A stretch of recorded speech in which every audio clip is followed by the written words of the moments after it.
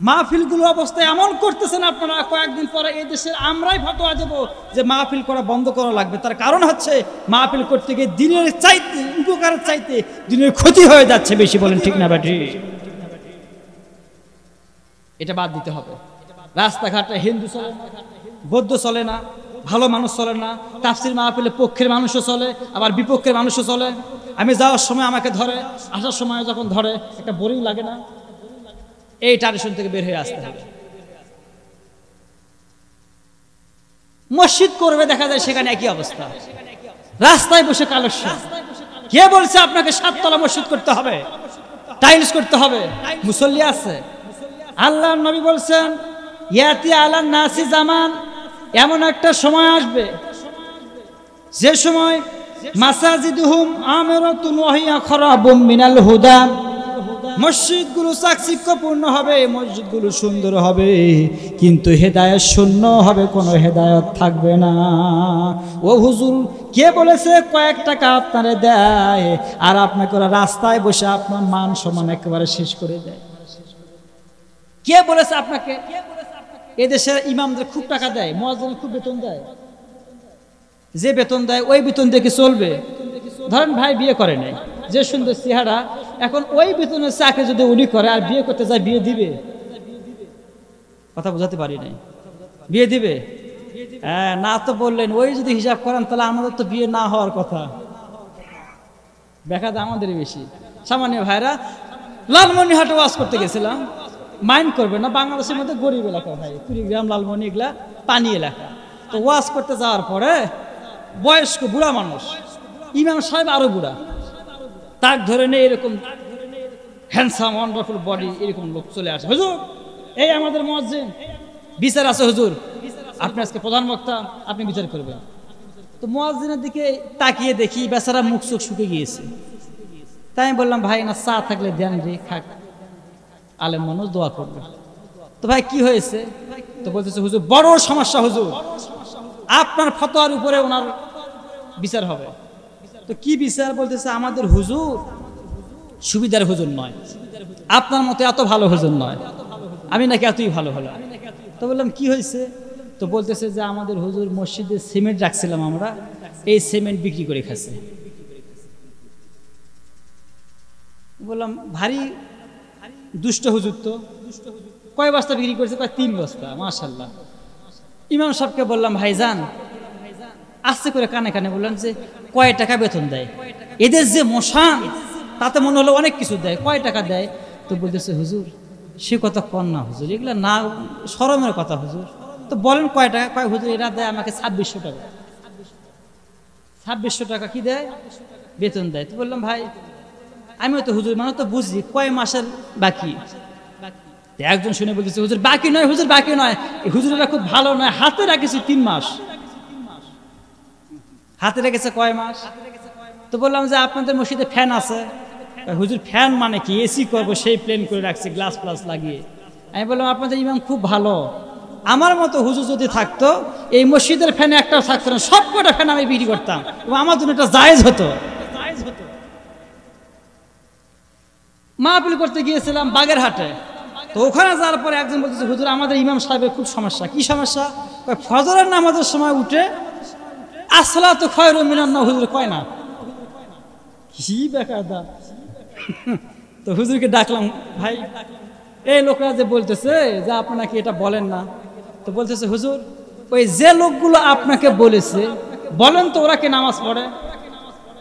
3 দিন আমাকে একজন বলছে, হুজুর আপনি ওই আসসালাতু খায়রুম মিনান নাওম সব ইমাম সাহেব কয়, আপনি করেন না কেন? তো বলতেছে, আপনি কিভাবে শুনলেন? কয় ওই সময় কিছু হোক আর না হোক নামাজ কাজা যায় যা, কিন্তু আমার পায়খানা কাজা যায় না। ওই সময় বিড়ি টানি আর আপনার সুমধুর শুনে আদান শুনি, মনোযোগ ঠিকই আছে আমার। আমি দেখেছি 3 দিন পর পর আপনি এটা বলেন নাই। ইমাম সাহেব বলতেছে, এই আমি ওটা বলি আর না বলি তোর কি, তুই তো নামাজই পড়িস না। তো আমি বললাম, ভাই আপনার কয় টাকা দেয়? বলতেছে, হুজুর আমাকে 3000 টাকা দেয়। বাকি কয় মাস? 7 মাস। আগামী রোজা আসলে কমপ্লিট করবে, তারপরে আবার বাকি। আমি বললাম, ভাই যে ইমাম সাহেব রাখছেন ওই ইমাম সাহেব যদি খালি এই ফজরে নয়, ও জহরে বলবে আসসালাতু খায়রুম মিনান নাওম, আসরে বলা লাগবে, মাগরিবে বলা, এশায় বলা লাগবে, তাও যদি আপনাদের ঘুম ভাঙে, তাহলে বলেন তো এ জাতির পরিবর্তন কখন হবে? এই ইমামদের যদি এইরকম বেতন থাকে পরিবর্তন হবে? এখান থেকে আপনাকে বাইর হয়ে আসতে হবে। আবার এর আগে বলেছি যে চুক্তির বিষয়টা, এটাও আমাদেরকে পরিহার করতে হবে। উভয়ের মন মানসিকতা যদি চেঞ্জ হয়ে যায়, তাহলে একটা সমাজও চেঞ্জ হতে পারে ইনশা। নাস্তিক মোরতাদগুলো আমাদের ব্যাপারে আর কোনো কথা বলতে পারবে? আমার ভাইয়েরা, প্রথম সাবজেক্ট গেল তুমিনুনা বিল্লাহ, আল্লাহর প্রতি ঈমান। এরপরে হলো ওয়া রাসূলিহি, আল্লাহ রসুলের প্রতি ঈমান আনা লাগবে। জোরে বলেন সুবহানাল্লাহ। রসুলের প্রতি ঈমান কেন আনবেন? আল্লামা ইকবাল বলছেন কি মোহাম্মদ সে উফাতুনে तो हम तेरे है ए जहाँ चीज ही का लोहो कलम तेरे है।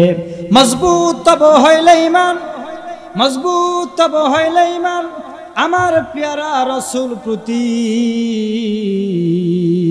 লৌহ কলম জানিব তোমায় দুনিয়া সে তো তুচ্ছবতী। আল্লামা ইকবাল বলেন আমার নবীর মান, আমার নবীর সম্মান, আমার নবীর মর্যাদা আল্লাহ রাব্বুল আলামিন এত বেশি দান করেছেন। আমার নবী যদি জমিন থেকে পা উঁচু করেছেন, ওই পা আল্লাহ পাক আরশে আজিম পর্যন্ত আল্লাহ পৌঁছে দিয়েছে। কোন একজন কবিতায় বলছেন তোমার মতো শ্রেষ্ঠ নবীজি আসেনি ধরার পর, তোমার মতো আকাশ ভ্রমণ করেনি কোন পয়গম্বর। বলেন মারহাবা। আমার ভাইয়েরা, এত মর্যাদা দিলেন আমার নবী যদি জমিনে হাত ইশারা করেছেন, নবীজির হাতের আঙুলের বরকতে আল্লাহ রাব্বুল আলামিন আকাশের চারটা আমার আল্লাহ দ্বিখণ্ডিত করেছেন। বলি সুবহানাল্লাহ। আমার নবী কোনো ব্যাপারে যদি দোয়া করেছেন, দোয়াটা করতে দেরি হয়েছে, শুধু ইরাদা করেছেন, ইরাদা করা মাত্র আল্লাহ পাক দোয়া কবুল আর মঞ্জুর করেছেন। আমার নবী উম্মতের কোনো ব্যাপারে হ্যাঁ বলেছেন, আমার নবী উম্মতের জন্য আল্লাহ কিয়ামত পর্যন্ত সেটা হালাল করে দিয়েছেন। আমার নবী কোনো ব্যাপারে না বলেছেন, বলতে দেরি হয়েছে, কিয়ামত পর্যন্ত উম্মতের জন্য আমার আল্লাহ রাব্বুল আলামিন সেটা হারাম করে দিয়েছেন। এই পৃথিবীতে শরীয়ত প্রণেতা হলেন আমার নবী। এতটা সম্মান, এতটা মান, এতটা মর্যাদা আল্লাহ দিয়েছেন। ওই নবীর উম্মত করে আল্লাহ রাব্বুল আলামিন আপনাকে আমাকে কবুল আর মঞ্জুর করে নিয়েছেন। জোরে বলে মারহাবা। আমার ভাইয়েরা, নবীর মান এত বেশি, সম্মান এত বেশি, ওই নবীকে আপনি কেমন করে অনুসরণ করবেন? তাফসীরে হক্কানিতে আছে নবীর অনুসরণ অনুকরণ করার মানে হলো আমার নবীকে যা নিষেধ করেছেন, যা আদেশ করেছেন এটা আপনি মানবেন, যা নিষেধ করেছেন এটা থেকে বিরত থাকবেন। আল্লাহ রাব্বুল আলামিন বলেন মা আতাকুমুর রাসূলু ফাখুযুহু ওয়া মা নাহাকুম আনহু ফান্তাহু। আমার নবী তোমাদেরকে কোনো ব্যাপারে যদি নিষেধ করেন, ওটা থেকে তোমরা বিরত থাকো। আর কোনো ব্যাপারে আদেশ করেছেন ফাখুযু, ওইটা তোমরা গ্রহণ করো। যদি করতে পারেন আপনি হলেন ঈমানদার। আর নবী শুধু আদেশ মেনেছেন, নিষেধগুলো মানেন নাই, আপনি বোঝা যায় পাক্কা একটা দুনিয়াদার। বলেন ঠিক না ব্যাঠি? আমার ভাইয়েরা, এই দুইটা শব্দ দেখুন একসঙ্গে, তুমিনুনা বিল্লাহ ওয়া রাসূলিহি, আল্লাহর প্রতি ঈমান, রাসূলের প্রতি ঈমান, দুইটাকে একই সাথে আপনি দেন। দুইটা মহব্বত যদি আপনার একত্রিত হয়ে যায়, তাহলে আসমান জমিন নয় তামাম দুনিয়া আল্লাহ আপনার জন্য ওয়াকফ করে দেবে। আমার ভাইরা, নবীর অনুসরণ অনুকরণ আজকে নাই। আজকে বিভিন্ন দরবারে আপনি যাবেন, এখানে এটা গোরস্থান না, গোরস্থান মাজার। আমার দেশে দেখবেন এত ভণ্ডামির একটা জায়গা হয়েছে এখন। আজকে ফেসবুকে দেখলাম বাংলাদেশের সব টিভিতে এটা মোটামুটি প্রচার হয়ে গেছে, টিকটক পীর। কি পীর? টিকটক পীর। নাম হলো শরীফ শামীম সিরাজ শাহ। নাচতেছে, গান গাইতেছে, টাকা ছিটাচ্ছে আর কি, নাচানাচি করতেছে। হাই রে পীর, এই যদি পীর হয় তাহলে শয়তান কি? শাহজালাল রহমতুল্লাহ আলাইহি সিলেট মাহফিল করতে গিয়ে তার কবর জিয়ারত করতে গিয়েছিলাম, গিয়ে দেখি এখনো উনি দুইটা জিনিস আনছিলেন, একটা হলো আল্লাহর কোরআন আর একটা হলো তরবারি। এখনো ওনার তরবারিটা জাদুঘরে আছে, সংরক্ষিত আছে, যারা গেছেন দেখবেন, অথবা যান নাই কোনো এক সময় গেলে দেখবেন জাদুঘরে সুন্দর করে তরবারিটা আনছেন। এখন বলেন তো তরবারিটা কার হাতে থাকবে? এটা মুজাহিদের হাতে থাকবে না পীরের হাতে থাকবে? মাশাআল্লাহ মাশাআল্লাহ, ওরা ছিল মুজাহিদ, আমরা বানাইছি পীর। তাই তো দেখা যায় আল্লাহর পথে মুজাহিদের কাজ কি সেটা আমরা ভুলে গিয়েছি।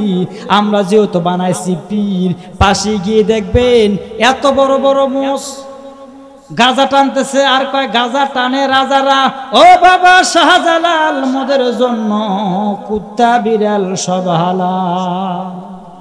স্লোগান দিচ্ছে, স্লোগান দিচ্ছে। কি শয়তানের শয়তান! হাই রে জট ভাই, বিশ্বাস করবেন না, খালি গায়ে আছে, একেবারে বগলের ওই যে উঠছে পশম, এ মনে হয় মানত করছে, জীবনে কাটে নেই। মাথা চুলগুলো একেবারে জট, গায়ে পড়ে আছে শট। আমি চিন্তা করলাম হাইরে শয়তান, ওর যদি সুন্দরবনগুলো এত সুন্দর হয় তাহলে বান্দরবনের অবস্থা কি? চিন্তা করছেন আপনি? আজীব তামাশা। শরীয়তপুরে মাহফিল করে আসতেছি, ক্লান্ত শরীর, আসতেছিলাম, ট্রেন মিস করছি, উপরের দিকে তাকিয়ে দেখি লেখা আছে ওখানে ল্যাংটা বাবার দরবার শরীফ। নাম যা আকর্ষণ, না দেখে পারা যায়। হাঁটি হাঁটি পা পা করে গেলাম, এরকম শালু কাপড় দিয়ে ঘেরা আছে, প্রায় 100 গজ যাওয়ার পরে দেখি হ্যাঁ পীর সাহেব কি সুন্দর ল্যাংটা হয়ে বসে আছে, আর ছোট ছোট বাচ্চারা শালি কাপড় পরে সুন্দর করে রাউল দিচ্ছে আর গান গাইতেছে, বাবা ল্যাংটা বাবা ল্যাংটা রে, বাবায় দেখিলে আল্লাহ পাওয়া যায়। নাজিবুল্লাহ কন, ল্যাংটা বাবার মুরিদ হলে নামাজ না হইলেও চলে রে, বাবায় ধরিলে আল্লাহ পাওয়া যায়। জোরে জোরে কন নাউজুবিল্লাহ। এটাও যদি পীর হয় তাহলে শয়তান আপনি বলবেন কাকে?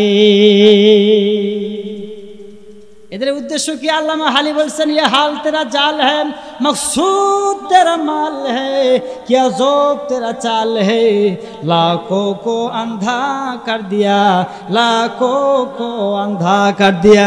এদের লক্ষ্য হলো, এদের টুপি হলো, এদের দাড়ি হলো, এদের জুব্বা হলো মানুষকে ধোঁকা দেওয়া। ওরা যত বড় পড়ুক জুব্বা, ওরা সব হলো শয়তানের আব্বা। লাখোं को अंधा कर दिया, লাখো লাখো মানুষকে ওরা অন্ধকারের দিকে ঠেলে দেয়। ওদের মূল উদ্দেশ্য হলো মাল কামাই করা। যেখানে মাল আছে সেখানে ওনারা আছেন, যেখানে মাল নাই তার 144 কিলোমিটারের ভিতরে ওদের টিকিও খুঁজে পাওয়া যায় না। বলেন ঠিক না ব্যাঠি? আমার ভাইয়েরা, সাবধান হতে হবে। ওরা ছিল আল্লাহর মর্দে মুজাহিদ।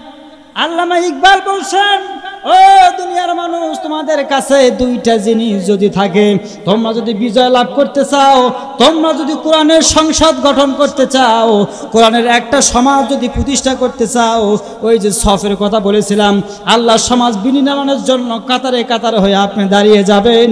দুইটা জিনিস যদি আপনার হাতে থাকে, বিজয় আপনার পায়ে চুম্বন করবে। যেরকম মারহাবা। মুসলিম মোরা ঘুমিয়ে পড়েছি, মুসলিম মোরা ঘুমিয়ে পড়েছি, ডাকাতে ঢুকেছে ঘরে, ইমান মোদের লুটে নিয়ে গেল, দেখি নাই খেয়াল করে।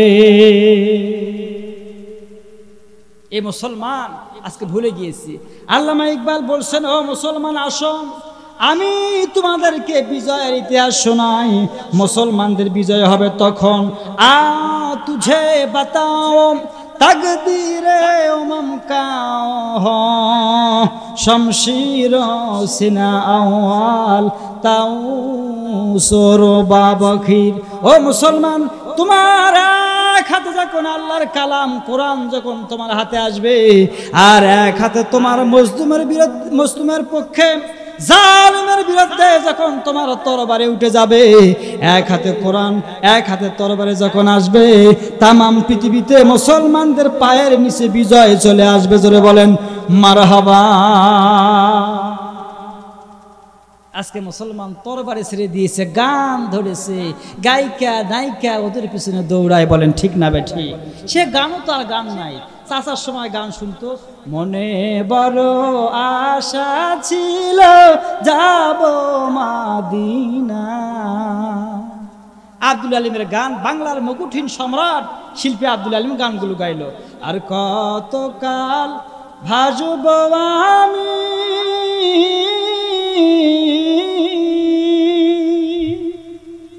ওই গানগুলো হারিয়ে গেল। তারপরে চলে আসলো বেদের মেয়ে জোসনা, জরিনার গান, তারপরে পরে না চোখের পলক। আচ্ছা না পড়ুক, সর্বশেষ হতে হতে হতে হতে এমন একটা অবস্থা হয়ে গেল, কি কয় না কয় শিল্পীও বোঝে না, যাই শোনে সেও বোঝে না, খালি ঝোঁকে খালি ঝোঁকে খালি ঝোঁকে। জোরে বলেন ঠিক না বে ঠিক? সর্বশেষ গান চলে আসলো, কুত্তার বাচ্চা। দুইজন যুবক কন দেখে কি ফুটফুটে সুন্দর, এটা গান, এটা গান কি কয় কিচ্ছু বোঝে না। আমাদের জয়পুরহাটে কয়েক বছর আগে ট্রেন অ্যাক্সিডেন্ট হলো, এক যুবকের কেটে পড়ে আছে। তো মুরব্বী মানুষ, এরকম মুরব্বীরা তার বোঝে না। এখন যুবক দেখেন না, মডার্ন যুবক, পাশায় হাফ কেজি গোস্তও নাই, ওই যে জিন্সের প্যান্ট পরেছে, দুইটা কলা গাছ মনে হয় দাঁড়িয়ে আছে। তো এই যুবক অন্তর কালা, ও আমার সম্মানিত ভাইয়েরা, আমার আঙ্কেল বলেছিল, বাবা গো এখানে অসংখ্য মেয়ে হয়, মেয়েদের জন্য দুই একটা ঘটনা বলা দরকার, কারণ বিগত সময় তারা ছিল সরকার, কিছু ভুল করার জন্য হয়ে গেছে সরকার। ঠিক না ভাই ঠিক? ওই ভুল থেকে বাহির হয়ে আসতে হবে গো মা। যদি সুন্দর হতে পারে একটা মা, সংসার সুন্দর হয়ে যাবে। একটা মা যদি আল্লাহ জান্নাতি হয়, ওই মায়ের সন্তানটাও জান্নাতি হয়ে যাবে। বলি সুবহানাল্লাহ। ও মা, যে মা ভালো ছিল ওই মায়ের সন্তানগুলো ভালো হয়েছে। ও মা, সাইদির জন্ম এমনি হয় নাই, ওই খানজাহান আলী এমনি তৈরি হয় নাই, শাহজালাল এমনি আসে নাই, হক্কানি আলেম ওলামা এদেশে এমনি তৈরি হয় নাই। খোঁজ নিয়ে দেখবেন গো মা, একজন আল্লাহর ওলির মা খারাপ ছিল না, সন্তান ভালো হয়েছে মায়ের কারণে। এই ভাইয়ের দোয়া কবুল হতে পারে নাও পারে, কিন্তু ওই ভাইয়ের ঘরে একটা অবলা নারী, ওনার স্ত্রী আছে না নাই?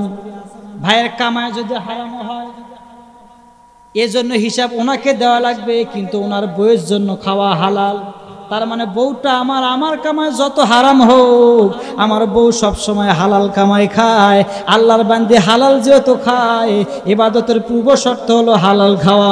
ওর যেহেতু ওটা হালাল খায়, এজন্য ওর দোয়া আগে কবুল হয়ে যায়। কিন্তু মা গো মা, ও মা, এই জন্য মা আপনাকে কোরআনওয়ালা হওয়া লাগবে, ইসলামওয়ালা হওয়া লাগবে। নারী সামান্য আমল করলে আল্লাহ জান্নাতে সহজেই যেতে পারবে। জোরে কোন সুবহানাল্লাহ। নারীদের সবচাইতে বড় সমস্যা হলো খালি পরস্পরের দুর্নাম বেশি করে, গীবত করে। অমুকের শাশুড়ি ভালো, খালি মোটটাই ভালো নয়, নাই এরকম নাই? তোর শাশুড়ি এতই ভালো আর আমারটা এতই কুসুর, গল্প করে কয়েক মহিলা একটি হলে গল্প। মাগো, গীবত করবেন, ফেসবুকে সার্চ দিয়ে দেখবেন, স্বামীর থেকে টাচ সেট নেবেন, নিয়ে সার্চ দেবেন আপনি, সেখানে গিয়ে দেখবেন সৌদি আরবে গত বছর একজন মহিলা হজ করতে গেছেন। খানায় কাবায় হজ করতে গিয়ে মহিলা সেখানে কাঁদতেছেন আর গড্ডাগড়ি করতেছেন, গোড় পাড়তেছেন। সে বলতেছেন, হায় হায়, আমি খানায় কাবা দেখতেছি না, খানায় কাবা আমি দেখতেছি না। সমস্ত লোকজন বলে, এই তো খানায় কাবা, কাবা চত্বরে আল্লাহর বান্দি ঘুরতেছে, সে কাঁদতেছিল, সে খানায় কাবা দেখে না। লোকজনকে বলতেছে, লোকজন তাকে ধরলো, তাকে বলল, মা কি অপরাধ করেছো? ওই মহিলা বলল, আমার জীবনে একটা অপরাধ আমি করেছি, সেটা হলো আমার শাশুড়িকে আমি কষ্ট দিয়েছি। ও মায়েরা, ছোট্টবেলায় একটা আরবি গল্প পড়েছিলাম। শাশুড়ি এবং বউ উভয়ে নৌকায় নদীতে গিয়েছে কাপড় কাচার জন্য। নদীতে যখন কাপড় কাচার জন্য গিয়েছে, শাশুড়ি অন্ধ মানুষ ছিল। শাশুড়ি বলছে, মা গো মা, দীর্ঘদিন হয়ে গেল মা, গাটা তেমন সাবান দিয়ে ঘষা হয় না, একটু পিঠটা আমার ঘষে দাও। বউ বলতেছে, আমি তো দেব না, এখন কি করি, অন্ধ মানুষ। তখন রাগ করে পা দিয়ে দিছিলাম, পা দিয়ে ঘষে দিছি। অন্ধ মানুষকে জানে কি দিয়ে দিচ্ছে? জানে না। কয়েক বছর পরে উল্টায় গিয়েছে, আজকে শাশুড়ি আর জীবিত নাই, বৌমাকে নিয়ে চলে আসছে এই মহিলা। সেদিন এসে বলতেছে, মা তুমি আমার পিঠটা একটু ঘষে দাও, নতুন বউকে বলতেছে। বৌমা চুপ করে দাঁড়িয়ে আছে। তো বলতেছে, মা কি হলো, দাও না একটু। আবার দাঁড়িয়ে আছে, বলছে, মা কি হলো মা? বৌমা বলছে, মা গো, আমি হাত দিয়ে আপনার পিঠটা ঘষায় দিতে চাই, কেন জানি আমার হাত ওঠে না, আমার পাটা কেন জানি আগে উঠতেছে। এবার মহিলা বুঝতে পেরেছে, সে বলছে, ও মা তুমি পা দিয়ে আমার পিঠটা ঘষে দাও মা, আমি মাইন্ড করব না। তার কারণ হলো, এই জায়গাতে আমার অন্ধ শাশুড়িকে আমি নিয়ে আনছিলাম, এখানে এনে আমি তাকে, সেদিন অন্ধ শাশুড়ি আমাকে বলেছিল, মা আমার পিঠটা একটু ঘষে দাও, আমি হাত দিয়ে দেই না, আমি ওই দিন পা দিয়ে দিয়েছি। মাগো একটা কথা হলো কি, সন্তানে চেনে বাপ আর মনে চেনে হলো পাপ। মাগো আমি বুঝতে পেরেছি এটা আমি ভুল করেছি, সুতরাং তোর হাত উঠবে না। তাই বলি গো মা, যেমন করবেন তেমনই পাবেন। ও মা, আজকে আপনি যেমন পুত্রবধূ, 2 দিন পর আপনি নিজেই হবেন শাশুড়ি। এজন্য মা এটা করা যাবে না, গীবত করা যাবে না, অপরের ব্যাপারে সব চাইতে বেশি খারাপ ধারণা আমাদের মহিলারা করে না? করে কিনা বলেন? এটা করা যাবে না। ও মা, কুফা নগরীতে একজন মহিলা মারা গেল। একজন মহিলা মারা যাওয়ার পর মাইকিং করা হলো, এলান দেওয়া হলো, অমুক মহিলা মারা গিয়েছে। আপনাদের এলাকায় বলে না ভাই, মানুষ মারা গেলে কি বলে? শোক সংবাদ বলে না? বাঁশমুড়ি নিবাসী অমুকের মা অমুক ইন্তেকাল করেছেন, জানাজা হবে অমুক সময়, বলা হয় না এভাবে? বাস, মহিলা মারা গেল, এলান দেওয়া হলো জোহরের পরে জানাজা হবে, হাজার হাজার মানুষ সেখানে আসবে। আবেদা মহিলা ছিল, ভালো মানুষ যেহেতু ছিল, সেখানে মানুষ আসতে শুরু করলো জোহরের নামাজের পরে। কিন্তু ভিতর থেকে বলা হলে এখনো গোসল হয় নাই, এখনো যেহেতু গোসল হয় নাই সেহেতু আরো কিছু সময় লাগবে। লোকজন বলছে, আচ্ছা ঠিক আছে আসুক, গোসল হবে হবে হবে হবে করে আসর হলো, লাশের কোনো খবর নাই। বলেন তো আসরের পরে লোকজন ব্যস্ত হবে না? লোকেরা বলতেছে, লাশ আনো, জানাজা পড়বো, চলে যাবো বাড়িতে, ব্যাপার কি? ভিতর থেকে বলা হলো এখনো গোসল হয় নাই, মন মেজাজ ঠিক আছে। কয়েকজন বলতেছে, যাও তো রে, কি হলো রে? গিয়ে বলতেছে যে একটা ঘটনা ঘটে গিয়েছে। কি ঘটনা? ঘটনা হলো গো মা, যেই মহিলা গোসল দিতেছিলেন, বলেন তো মহিলা যদি মারা যায় গোসল ছেলে দেয় না মহিলা দেয়? মহিলার গোসল মহিলা দেয়। আমার ভাইয়েরা, যেই মহিলা গোসল দিতেছিলেন, ওই মহিলা গোসল দিতে গিয়ে দেখেন আল্লাহর বান্দি পুরা শরীরটা যখন তার ধুয়ে দিচ্ছিলেন, লজ্জাস্থানের কাছে যখন হাতটা গিয়েছে, হাতটা এমন ভাবে আটকে গিয়েছে, লেগে গিয়েছে, হাত টানে কিন্তু হাত খোলে না। বিপদ কম না বেশি? বেশি না কম?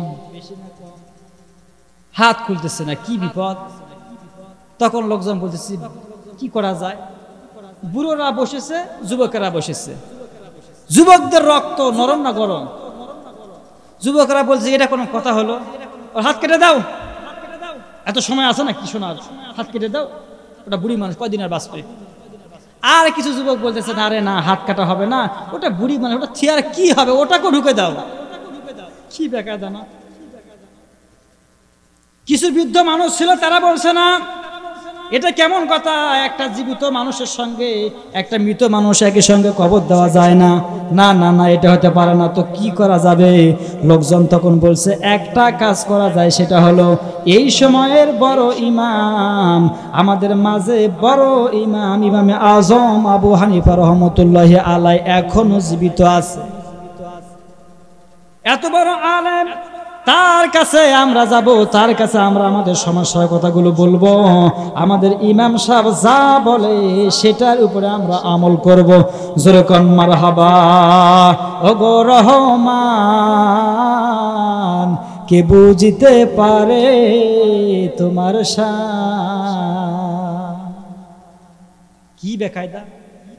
লোকজন খুব দ্রুত চলে গেল ইমামে আজম আবু হানিফার কাছে। উনি এত বড় আলেম ছিলেন, উনি বলছেন জীবনে কোনো মানুষ আমাকে প্রশ্ন করে কোনোদিন ঠকাতে পারে নাই। জোরে কোন সুবহানাল্লাহ। অনেকগুলো ঘটনা এরকম আছে, যুদ্ধের বুদ্ধি নাই। ওনার কাছে গিয়ে একজন বলতেছে, হুজুর আমার বাড়িতে একটা ছাগল প্রসব করেছে। ছাগল প্রসব তো বোঝেন, মানে ছাগল বিয়ে, ছাগল প্রসব করেছে। সেটা হচ্ছে যে ওই ছাগলের সামনের দিকে ছাগলের মতো, পিছনের দিকে কুকুরের মতো। তো এর গোস্ত খাবো কিনা? ইমামে আজম আবু হানিফা বলছেন, আচ্ছা ঠিক আছে, এই সমস্যার সমাধান আমার কাছে আছে। জোরে কোন সুবহানাল্লাহ।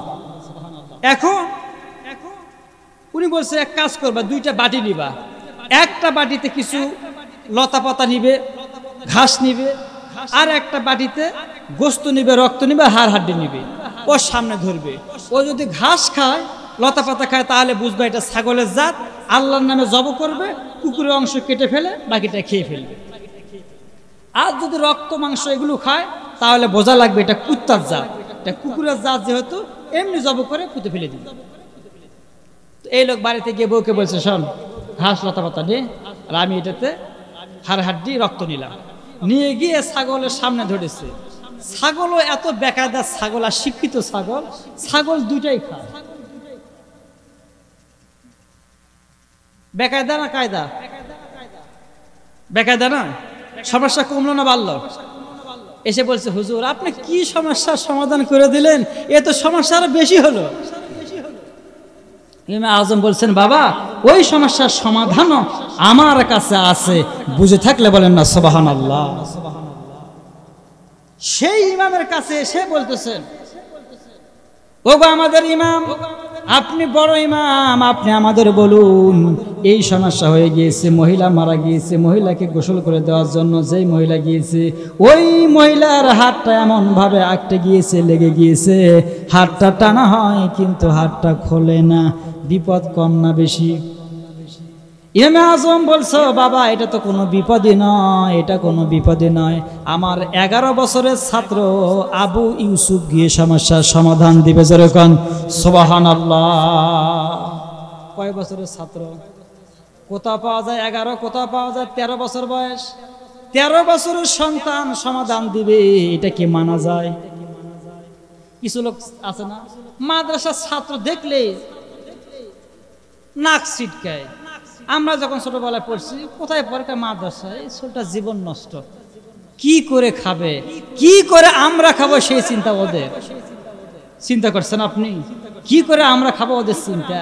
আহা রে। এরকম এক মাদ্রাসার ছাত্র একদিন এক রাস্তা দিয়ে যাচ্ছে, এক লোক বলতেছে যে, এই স্যাংরা দেখতো, ওই যে বুড়ি মানুষ ছাগল বাঁধতেছে, ছাগলের যে ওই খুঁটাতে বাড়ি দিল, তো বলতো মাটিটা কোথায় গেল? এটা প্রশ্ন হলো? এটা প্রশ্ন? ছাগলের ওই যে খুঁটা বাড়ি মারলো, মাটি কই গেল? ছেলে সেরকম ঠেটা, তো বলতেছে মাটি কই গেল জানেন না? কোনোদিন চট্টগ্রামে গেছিলেন? হ্যাঁ গেছি। বাবা কি করার জন্য? কয় রিক্সা চালার জন্য। কয় যখন উপরে উঠতে তখন কিরকম পেলা? কোশ না, বাহ খুব গায়ের ঘাম বের হওয়া যায়। তো মাদ্রাসার ছাত্র বলছে, চাচা মিয়া দাড়ি পাকলো, বয়স হলো কিন্তু বুদ্ধি হলো না। এই যে বুড়ি যে এখানে বাড়ি মারছে, ওটা ওখানে গিয়ে পার হয়েছে।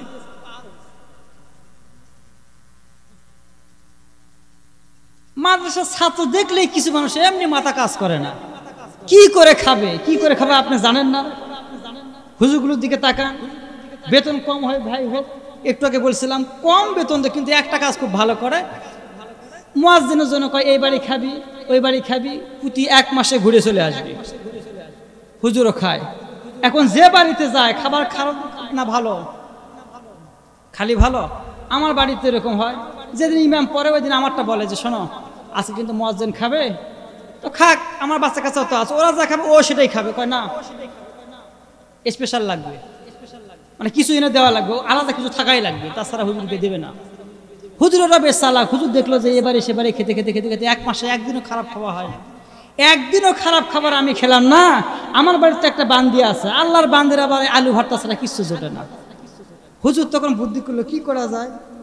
হুজুর তখন দোকানদারের কাছে চলে গেলেন। দোকানের কাছে গিয়ে বলতেছেন, ভাইজান বলেন তো বড় টিফিনকারী বক্স কি আছে? দোকানদার সেই চালাক বলেছে, হুজুর আপনাদের জন্য একবারে ইনটেক মাল চলে আসছে, একবারে 7 তলা 7 তলার বাটি চলে আসছে হুজুর, আপনাদের জন্য এটা তৈরি করা হয়েছে। এই বেচারা নিয়ে আসছে, বাস ভাত দেয় একজনের, বউ খায়, সন্তান খায়, তারপরে বেঁচে যায়। জোরে কান আলহামদুলিল্লাহ। খাওয়ান কে? ইমাম আবু ইউসুফ রহমতুল্লাহি আলাইহি চলে গিয়েছেন। কোন সমস্যার সমাধান দিবেন?